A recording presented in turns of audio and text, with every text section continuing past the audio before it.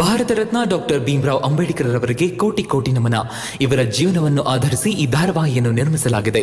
ರಾಷ್ಟ್ರಕ್ಕೆ, ರಾಷ್ಟ್ರದ ಜನರಿಗೆ ಅಂಬೇಡ್ಕರರ ಕೊಡುಗೆ ಅಪಾರ. ಹಲವಾರು ಅಧಿಕೃತ ಪುಸ್ತಕಗಳನ್ನು ಆಧರಿಸಿ ಈ ಕಥೆಯನ್ನು ತಮ್ಮ ಮುಂದೆ ಇಡಲಾಗಿದೆ. ಈ ಧಾರಾವಾಹಿಯನ್ನು ವಾಹಿನಿಯು ನಿಷ್ಠೆಯಿಂದ ನಿರ್ಮಿಸಿದ್ದು, ಬಾಬಾ ಸಾಹೇಬರ ಜೀವನ ಮತ್ತು ಸವೆಸಿದ ಹಾದಿ ಪ್ರತಿಯೊಬ್ಬರಿಗೂ ಸ್ಫೂರ್ತಿ ನೀಡುತ್ತದೆ ಎಂಬುದನ್ನು ವಾಹಿನಿಯು ಬಲವಾಗಿ ನಂಬಿದೆ. ರಮಾ, ಈ ಕ್ರಾಂತಿಕಾರಿ ಭಾಷಣನ ಮನೆಯಿಂದ ಹೊರಕ್ಕೆ ಸಮಾಜಕ್ಕೆ ಸರಿ, ಮನೇಲಲ್ಲ. ಈ ಮನೇಲಿ ಮೊದಲು ಹೆಂಗಿತ್ತೋ ಎಲ್ಲ ಹಂಗೆ ಇರುತ್ತೆ. ಹೌದು ರಮಾ, ನಾವೆಲ್ಲರೂ ಒಟ್ಟಿಗೆ ಇದ್ದೀವಿ, ಚೆನ್ನಾಗೂ ಇದ್ದೀವಿ. ನಾವುಗಳು ಹೇಗಿರಬೇಕು ಅಂತ ದಯವಿಟ್ಟು ಬುದ್ಧಿ ಹೇಳೋಕೆ ಬರಬೇಡ ನೀನು.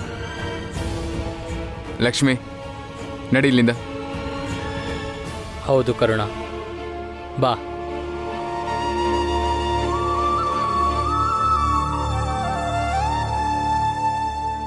ಅಕ್ಕ, ನೀವು ಹೋಗೋದು ಬೇಡ. ಬೇಡ ರಮ್ಮ, ಇರ್ಲಿ ಬಿಡು. ಹೊಸ ರಗ್ಲೆ ಶುರು ಆಗೋದು ಬೇಡ. ಹೌದು ರಮ್ಮ, ನಾವು ಹೋಗ್ತೀವಿ. ನಮಗೋಸ್ಕರ ನಾವು ಧ್ವನಿ ಎತ್ತಲಿಲ್ಲ ಅಂದ್ರೆ ಬೇರೆ ಇನ್ಯಾರೂ ನಮಗ್ ಸಹಾಯ ಮಾಡಲ್ಲ. ಒಬ್ಬ ವ್ಯಕ್ತಿ ಹೋರಾಡ್ದೇನೆ ಸೋಲೊಪ್ಕೊಂಡ್ರೆ ಆಗ ಅವನ್ ಮಾತ್ರ ಸೋಲಲ್ಲ, ಅವನ್ ಜೊತೆ ಇರೋ ಎಲ್ರೂ ಸೋಲ್ತಾರೆ. ಮುಂದಿನ ಪೀಳಿಗೆನೂ ಸೋಲುತ್ತೆ. ಹೋಗಿ ಇಬ್ರು ಕೆಲಸ ಹುಡ್ಕೊಳ್ಳಿ. ಕಣ್ಣೀರ್ ಸುರಿಸಿ ಗೋಗರಿಯೋ ಬದಲು ನಿಮ್ ಹಕ್ಕಿಗೋಸ್ಕರ ಹೋರಾಡಿ.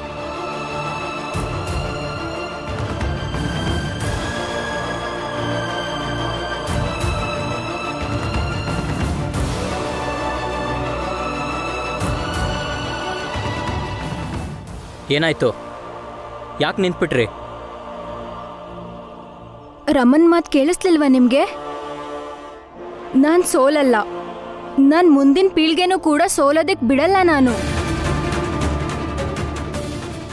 ನಾನು ಈ ಪಾಪಕ್ಕೆ ಗುರಿ ಆಗಲ್ಲ. ನಾವಿವತ್ತು ನಿಮ್ಮ ಜೊತೆ ಕೆಲಸ ಹುಡ್ಕೋದಕ್ಕೆ ಬರಲ್ಲ. ಬರಬೇಡಿ. ಲಕ್ಷ್ಮಿ, ನೀನು ಮಾಡ್ತಿರೋದು ನೋಡ್ತಿದ್ರೆ ನನಗೆ ಕೋಪ ಬರ್ತಾ ಇದೆ. ಆನಂದಣ್ಣ,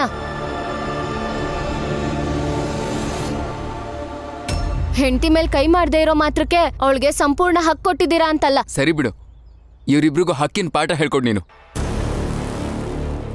ನಾವು ಕೆಲಸ ಹುಡ್ಕೋಕೆ ಹೋಗ್ತಾ ಇದ್ದೀವಿ. ನಡಿ ಬಾಲಣ್ಣ.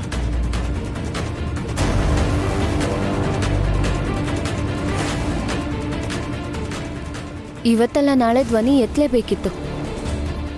ಇವತ್ ಧ್ವನಿ ಎತ್ತಿದ್ದೀರಾ, ಹಾಗೆ ಇಬ್ರು ಸುಮ್ಮನೆ ಆಗ್ಬಿಡ್ಬೇಡಿ.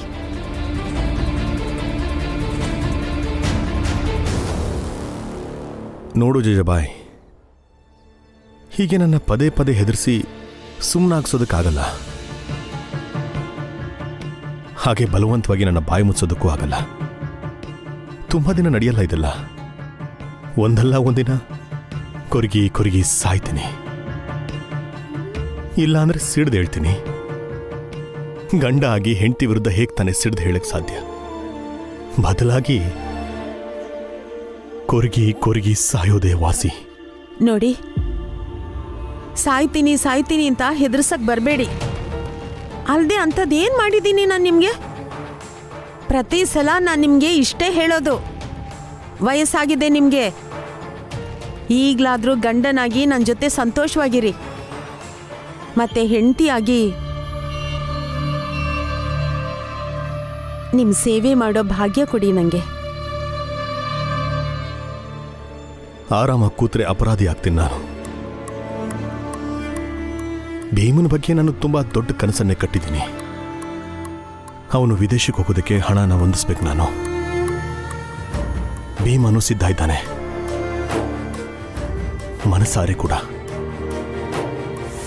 ಆದರೆ ವಿದೇಶಕ್ಕೆ ಹೋಗೋದಕ್ಕೆ ಹಣ ಹೊಂದಿಸೋದಕ್ಕೆ ಅವನೊಬ್ಬನೇ ಶ್ರಮ ಪಡ್ತಾ ಇದ್ದಾನೆ. ಆ ಕಷ್ಟನ ನನ್ನ ಕೈಲಿ ನೋಡೋಕ್ಕಾಗ್ತಾ ಇಲ್ಲ. ಏನು, ಒಬ್ಬನೇ ಕಷ್ಟಪಡ್ತಿದ್ದಾನಾ? ರಮಾ, ಬಾಲ, ಕರುಣ, ಲಕ್ಷ್ಮಿ ಎಲ್ಲರೂ ಸಂಪಾದನೆಯನ್ನು ಅವನಿಗೆ ತಾನೇ ಕೊಡ್ತಿರೋದು. ಆದರೆ ಭೀಮ ತನ್ನ ಓದಿಗೋಸ್ಕರ ಇವ್ರ ದುಡ್ಡನ್ನ ತಗೊಳ್ಳಲ್ಲ ಅವನು. ಹೌದು, ರಮ ಬಲವಂತ ಮಾಡಿ ಕೈಗೆ ದುಡ್ಡನ್ನ ಇಡ್ಬೋದು. ಆದರೆ ಭೀಮ ಯಾರ ಹತ್ರನೂ ಅವನು ದುಡ್ಡು ತಗೊಳ್ಳಲ್ಲ. ಅವನಿಗೆ ಬೇಕಾಗಿರೋ ಹಣ ಅವನೊಬ್ಬನೇ ಹೊಂದಿಸ್ಕೊಳ್ತಾನೆ. ಇದ್ರ ಮಧ್ಯೆ ನೀನು ಕೆಲ್ಸಕ್ಕೂ ಹೋಗ್ಬಿಡ್ತಾ ಇಲ್ಲ ನನ್ನ. ಹೆಂಗಾಗುತ್ತೆ ಹೇಳು? ಅಷ್ಟೊಂದು ಹಣ ಅವನೊಬ್ಬನೇ ಹೇಗೆ ತಾನೇ ಹೊಂದಿಸ್ತಾನೆ ಹೇಳು? ನೋಡಿ, ಬೇಕಾಗಿರೋದೆಲ್ಲ ಸುಲಭವಾಗಿ ಸಿಗೋ ಥರ ಆಗಿದ್ದಿದ್ರೆ ಜಗತ್ ಹೀಗಿರ್ತಾನೆ ಇರಲಿಲ್ಲ. ಒಂದು ಪ್ರಶ್ನೆ ಕೇಳ್ತೀನಿ, ಉತ್ತರ ಕೊಡಿ. ಹೊರಗೆ ಹೋಗೋದಿಕ್ ಬಿಟ್ರು ಭೀಮನ್ಗೆ ನೀವೇನು ಮಾಡ್ಬೋದು? ಹಾಂ, ಒಂದು ಕಡೆ ರಿಟೈರ್ಡ್ ಆಗಿರೋ ಸುಬೇದಾರ್, ಇನ್ನೊಂದು ಕಡೆ ಚೆನ್ನಾಗಿ ಓದಿರೋ ಭೀಮ. ಇಬ್ರು ಕೆಲಸ ಮಾಡಿದ್ರು ಏನು ಮಾಡ್ಬೋದು? ಅದೇ ಮಂಚಯ್ಯ ಮಾಡೋ ಕೆಲಸನೋ ನಂಜುಂಡಣ್ಣ ಮಾಡೋ ಕೆಲಸನೋ ಮಾಡ್ಬೋದು. ಮತ್ತೆ ಅಂಥ ಕೆಲಸ ಮಾಡಿಕೊಂಡು ವಿದೇಶಕ್ಕೆ ಹೋಗೋಕ್ಕೆ ದುಡ್ಡು ಮಾಡ್ತೀನಿ ಅಂದರೆ ಆಗತ್ತಾ? ಇಂಥ ತಿರ್ಕನ್ ಕನ್ಸು ಕಾಣೋದನ್ನ ಬಿಟ್ಟು ಇವತ್ತು ರಾತ್ರಿಗೆ ಏನು ಅಡುಗೆ ಮಾಡಲಿ ಅಂತ ಹೇಳಿ. ಅಡುಗೆ ಏನು ಮಾಡಲಿ ಹೇಳಿ. ಅಡಿಗೆ ಏನು ಮಾಡಲಿ? ಏನು ಮಾಡಬೇಡ. ಹೇಗಿದ್ರು ತುಂಬಾ ವರ್ಷದಿಂದ ಎಲ್ರಿಗೂ ಸುಳ್ಳಲ್ಲೇ ಹೊಟ್ಟೆ ತುಂಬಿಸ್ತಾ ಇದೀಯಾ. ಇದೇನು ಕಮ್ಮಿ ಸಾಧನೆನಾ? ನೋಡು ಜಿಜೆಬಾಯ್, ಯಾವುದಾದ್ರೂ ಹೊಸ ಅಡಿಗೆ ಇದ್ರೆ ಕಲಿ. ಅದನ್ನ ತಿಂದ ಕೂಡಲೇ ಎಲ್ರ ಭ್ರಮೆನೂ ಹೋಗ್ಬಿಡ್ಬೇಕು. ಹಾ, ಏನ್ ಹಾಗೆ ನೋಡ್ತಾ ಇದೀಯಾ? ನಿಜನೇ ಹೇಳ್ತಾ ಇದ್ದೀನಿ. ಯಾಕೆಂದ್ರೆ ನೀನ್ದಿಯಲ್ಲ, ಇದೇನ್ ಮೊದಲಲ್ಲ ಈಗ ಹೇಳ್ತಾ ಇರೋದು. ತುಂಬ ಜನ ನನ್ನ ಧೈರ್ಯನ ಕೆಡಿಸೋದಕ್ಕೆ ನೋಡ್ತಾ ಇದ್ದಾರೆ. ನೀನು ಭೀಮ ಪ್ರಯತ್ನ ಪಟ್ರೆ ಆಗೋಗುತ್ತಂತನೂ ಕೇಳಿದ್ದಾರೆ. ಆದ್ರೆ ಗೆದ್ದಿದೀವಲ್ಲ. ಜೀಜಾಬಾಯಿ, ನನ್ನ ಅನುಭವದ ಒಂದು ಮಾತು ಹೇಳ್ತೀನಿ ಕೇಳು. ಮನುಷ್ಯನ ಪ್ರಯತ್ನದಲ್ಲಿ ಒಂದು ನಂಬಿಕೆ ಇಟ್ರೆ ಒಂದಲ್ಲ ಒಂದಿನ ನಮ್ಮ ಶ್ರಮದಿಂದ ಏನು ಬೇಕಾದರೂ ಆಗ್ಬೋದು. ಇಡೀ ಜಗತ್ತೇ ಬದಲಾಗಬಹುದು. ನಿಜ ಹೇಳಬೇಕು ಅಂತಂದ್ರೆ ಭೀಮ ಸದ್ಯಕ್ಕೆ ಮಾಡ್ತಾರೋ ಕೆಲಸ ಅದು ಅವನ ಯೋಗ್ಯತೆಗೆ ಸರಿಯಾದ ಕೆಲಸ ಅಲ್ಲ.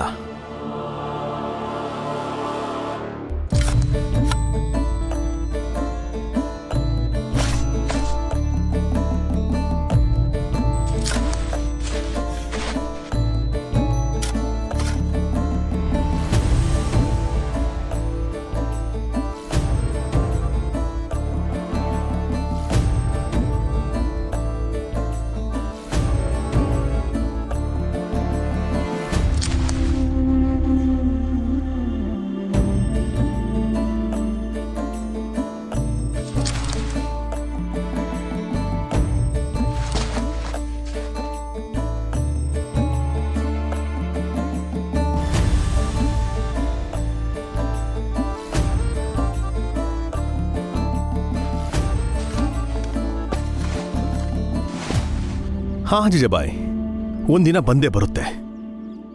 ಭೀಮನ ಜೀವನ ಕೂಡ ಬದಲಾಗುತ್ತೆ. ಆಗ ಭೀಮ ಇನ್ನೊಂದು ಹೆಜ್ಜೆ ಮುಂದೆ ಸಾಕ್ತಾನೆ.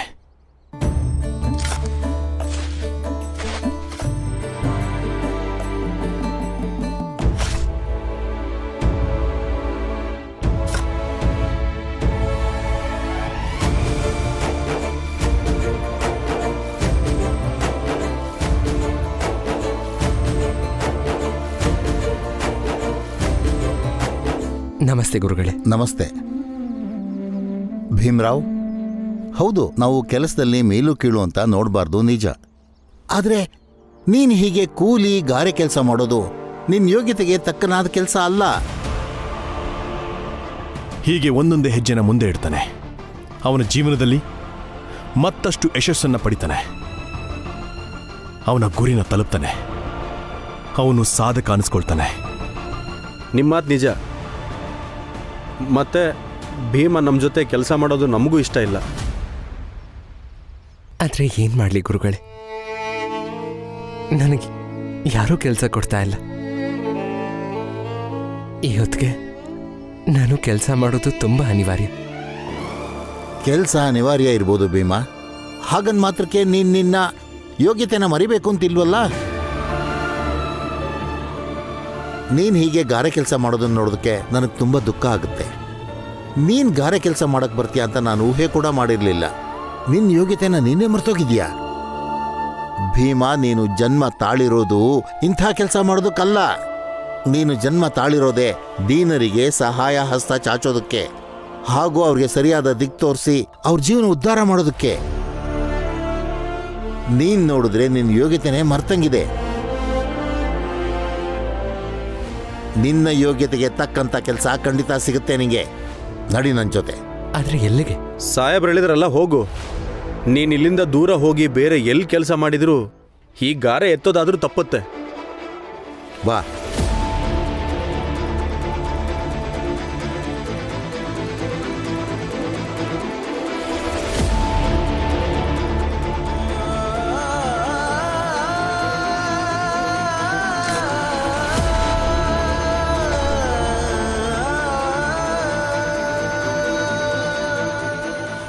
ಅಂಥ ದಿನ ಖಂಡಿತ ಬರುತ್ತೆ. ಭೀಮ ಯಾವ ಕಾರ್ಯನ ಸಾಧಿಸಕ್ಕೆ ಕೊಟ್ಟಿದ್ದಾನೋ ಆ ಕಾರ್ಯನ ಎಲ್ಲರೂ ಹೆಮ್ಮೆ ಪಡ್ತಾರೆ, ಎಲ್ಲರೂ ಹೆಮ್ಮೆಯಿಂದ ಹೇಳ್ಕೊಳ್ತಾರೆ ಈ ಕಾರ್ಯನ ಭೀಮ ಮಾಡಿದ್ದು ಅಂತ. ಕಾಯ್ತಾ ಕೂತಿರಿ, ಅಂಥ ದಿನ ಯಾವತ್ತೂ ಆಗುತ್ತೆ, ಖಂಡಿತವಾಗ್ಲೂ ಆಗುತ್ತೆ. ಗೊತ್ತಿಲ್ಲ ಅಂಥ ದಿನ ನೋಡೋದಕ್ಕೆ ನಾನು ಬದುಕಿರ್ತೀನೋ ಇಲ್ವೋ, ಅಥವಾ ನೀನು ಬದುಕಿರ್ತೀಯೋ ಇಲ್ವೋ. ಆದರೆ ಜಿಜಬಾಯಿ, ಖಂಡಿತವಾಗ್ಲೂ ಆಗುತ್ತೆ. ಆಗುತ್ತಾ? ಆಗ್ಲಿ ಬಿಡಿ. ಭೀಮನಂತ 1000 ಜನ ಒಂದ್ ನಿಮಿಷ ಬಂದು- ಜಿಜಬಾಯಿ, ನೀನು ಏನ ಕೇಳ್ತಿದ್ದೆ? ಊಟಕ್ಕೆ ಏನು ಮಾಡ್ಲಿ? ಚಪಾತಿ ಮಾಡು, ಈರುಳ್ಳಿ ಹೆಚ್ಚಿಡು, ಸ್ವಲ್ಪ ಚಟ್ನಿ ಇದ್ರೆ ಸಾಕು. ನಿನಗೆ ಸಾಧ್ಯವಾದರೆ ನನ್ನ ಕೆಲಸ ಮಾಡೋದಕ್ಕೆ ಆಚೆ ಸ್ವಲ್ಪ ಬಿಟ್ಟರೆ ಉಪಕಾರ ಆಗುತ್ತೆ. ನಿಮ್ ಪೆನ್ಷನ್ ದುಡ್ಡಲ್ಲಿ ನಮ್ಮ ಮನೆ ಚೆನ್ನಾಗೇ ನಡೀತಿದೆ. ನೀವು ಕೆಲಸ ಮಾಡಿ ತಂದ್ಕೊಡೋದೇನೂ ಬೇಕಾಗಿಲ್ಲ ಈಗ. ಮತ್ತೆ ನಾನು ಅಡಿಗೆ ಮಾಡಿದ್ಮೇಲೆ ಕರಿತೀನಿ. ಅಲ್ಲಿವರೆಗೂ ಇಲ್ಲೇ ಕೂತಿರಿ, ಕೆಲಸ ಮಾಡಕ್ ಹೋಗ್ತಾರಂತೆ.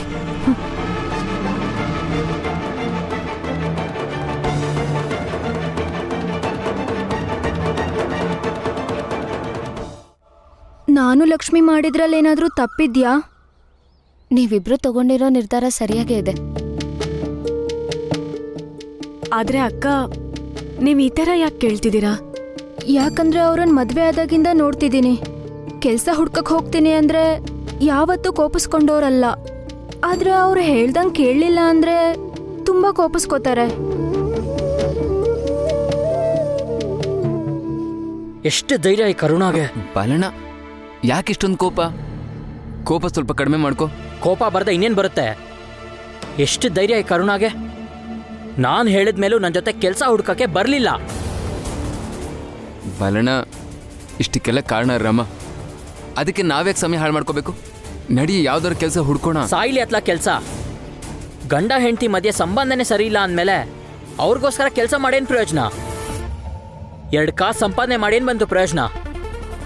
ನಂಗೆ ಯಾವ ಕೆಲಸನೂ ಬೇಡ, ನಡಿ ಮನೆಗೆ ಹೋಗೋಣ. ಆದ್ರೆ ಬಾಲಣ್ಣ, ಮನೆಗೆ ವಾಪಸ್ ಹೋಗಿ ಏನ್ ಮಾಡೋದು? ನಾವು ಹೋಗಿ ಕೆಲಸ ಆದ್ರೂ ಹುಡ್ಕೋಣ. ಹೇಳ್ದೆ ತಾನೆ, ನಂಗೆ ಯಾವ ಕೆಲಸನೂ ಬೇಕಾಗಿಲ್ಲ. ಬಾಲಣ್ಣ, ನನ್ನ ಮಾತು ಕೇಳು.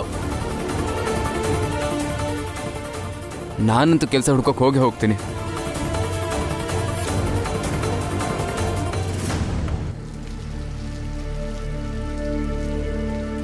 ಆದ್ರೆ ಅಕ್ಕ, ನೀವ್ ಹೇಳೋದ್ ಕೇಳ್ತಾ ಇದ್ರೆ ನನಗನ್ನಿಸ್ತಾ ಇದೆ ಬಾಲಣ್ಣ ಮನೆಗ್ ವಾಪಸ್ ಹೋಗಿರ್ತಾರೆ ಅಂತ. ಇಲ್ಲ, ಮನೆಗ್ ಹೋಗಿರಲ್ಲ, ಬೇರೆ ಎಲ್ಲಾದ್ರೂ ಹೋಗಿರ್ತಾರೆ. ಕೆಲ್ಸ ಹುಡ್ಕೊಂಡು ಹೋಗಿರ್ತಾರಷ್ಟೆ. ಅವ್ರು ಖಂಡಿತ ಕೆಲ್ಸ ಹುಡ್ಕಕ್ ಹೋಗಿರ್ತಾರೆ. ಹೇಗಾದ್ರೂ ನಮಗ್ ಕೆಲ್ಸ ಸಿಕ್ಕಿದ್ರೆ ಸಾಕು.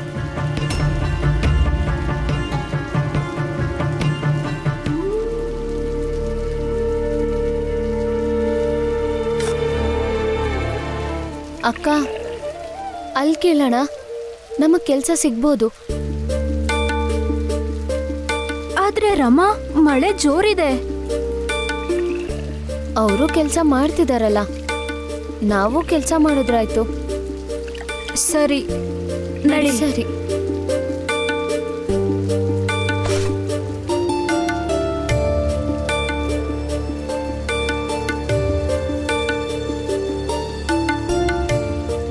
ಓ ರಮ, ನೀನು ಕೆಲಸ ಹುಡ್ಕೊಂಡು ಬಂದ್ಯಾ? ಹಾ, ಆದ್ರೆ ನೀವ್ಯಾಕೆ ಹೀಗೆ ಕೇಳ್ತಿದ್ದೀರಾ? ಇಲ್ಲ, ಭೀಮ್ರಾವ್ನು ಇಲ್ಲೇ ಕೆಲಸ ಮಾಡ್ತಿದ್ದ. ಆಮೇಲೆ ಗುರುಗಳು ಬಂದು ಅವನನ್ನ ಕರ್ಕೊಂಡು ಹೋದ್ರು. ಭೀಮ್ರಾವ್ ಬದಲು ಒಬ್ರು ಕೆಲಸ ಖಾಲಿ ಇದೆ. ಮತ್ತೆ ನಮ್ಮ ಯಜಮಾನರು ಸಹ ಕೂಲಿಗೋಸ್ಕರ ಹುಡುಕ್ತಿದ್ರು. 1 ನಿಮಿಷ ಇಲ್ಲೇ ಇರು, ನಾ ಹೋಗಿ ಕೇಳ್ಕೊಂಡು ಬರ್ತೀನಿ.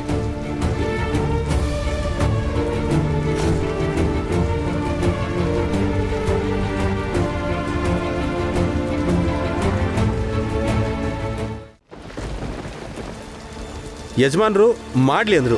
ನೀವು 3 ಜನ ಕೆಲಸ ಮಾಡ್ಬೋದು. ಆಯ್ತಲ್ಲ ರಮ್ಮ, ಇಲ್ಲೇ ಕೆಲಸ ಮಾಡೋಣ. ಬನ್ನಿ. ಬನ್ನಿ. ಹಾ ಬನ್ನಿ. ಅಣ್ಣ, ಹಾ ಹೇಳಮ್ಮ. ಅದು ನಿಮಗ್ ಗೊತ್ತಾ ಗುರುಗಳು ಇವ್ರನ್ನ ಎಲ್ಲಿ ಕರ್ಕೊಂಡು ಹೋದ್ರು ಅಂತ? ಇಲ್ವಲ್ಲ.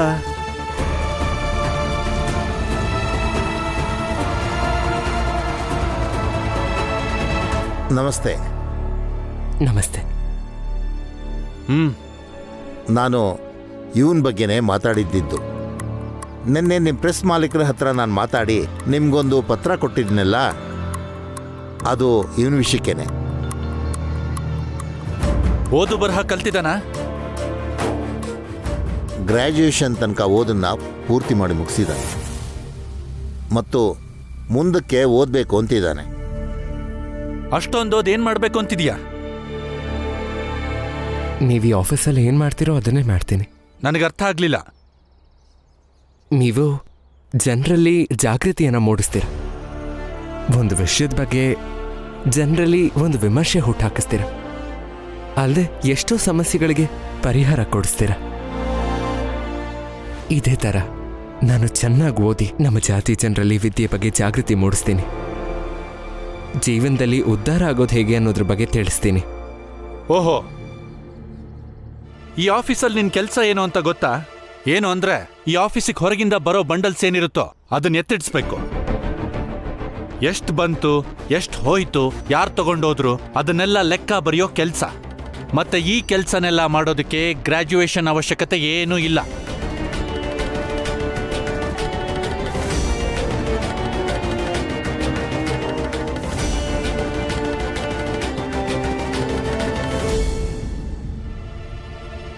ಹಾಗೆ ನೋಡಕ್ಕೆ ಹೋದರೆ ಸರ್, ವಿದ್ಯೆ ಅನ್ನೋದು ಕೆಲಸ ಮಾಡೋ ವಿಧಾನನ ಬದಲಾಯಿಸುತ್ತೆ.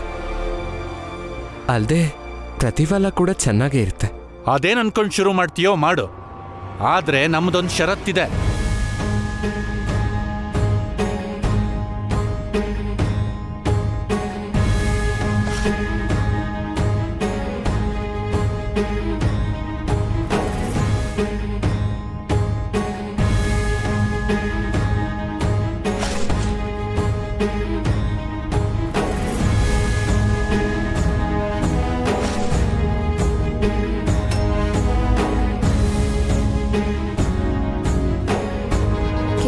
ಗುರುಗಳು ಎಲ್ಲಿ ಕರ್ಕೊಂಡು ಹೋಗಿರ್ಬೋದು?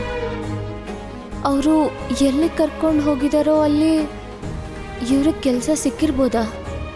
ಇಲ್ಲ ಜಾತಿ ಹೆಸರಲ್ಲಿ ಮತ್ತೇನಾದ್ರೂ ಅವಮಾನ ಮಾಡ್ತಾರಾ? ಹೆಂಗೋ ಅವರು ಒಂದು ಕೆಲಸ ಸಿಕ್ಕಿದ್ರೆ ಸಾಕಪ್ಪ. ಒಂದೊಳ್ಳೆ ಕಡೆ ಕೆಲಸ ಸಿಕ್ಕಿದ್ರೆ ಮುಂದೆ ಓದೋದ್ರ ಬಗ್ಗೆನೂ ಗಮನ ಕೊಡ್ಬೋದು ಇವರು.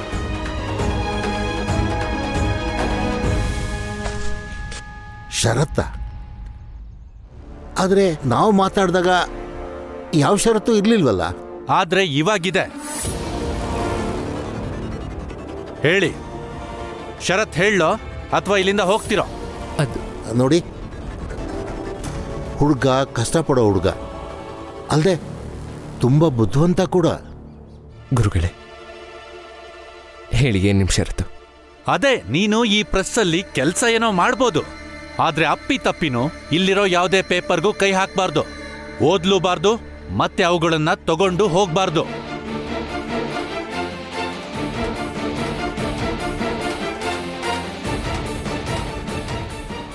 ಇದೆಂತ ಷರತ್ತು?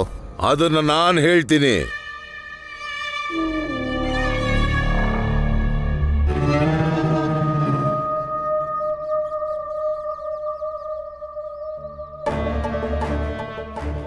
ನಾನು ನಿಮ್ಗೆ ಹೇಳ್ತೀನಿ ಗುರುಗಳೇ. ನಮಸ್ಕಾರ. ಅದೇನಂದ್ರೆ ಈ ಷರತ್ತು ಸ್ವಲ್ಪ ಜಟಿಲ ಇದೆ. ಅಷ್ಟೊಂದು ಸುಲಭವಾಗಿ ಈ ಭೀಮ್ರಾವ್ಗೆ ಅರ್ಥ ಆಗೋಕ್ ಸಾಧ್ಯ ಇಲ್ಲ. ಅದಕ್ಕೆ ನಾನೇ ಖುದ್ದಾಗಿ ಬಂದಿದ್ದೀನಿ ಉದಾಹರಣೆ ಕೊಟ್ಟು ಇವನಿಗೆ ತಿಳಿಸೋದಿಕ್ಕೆ.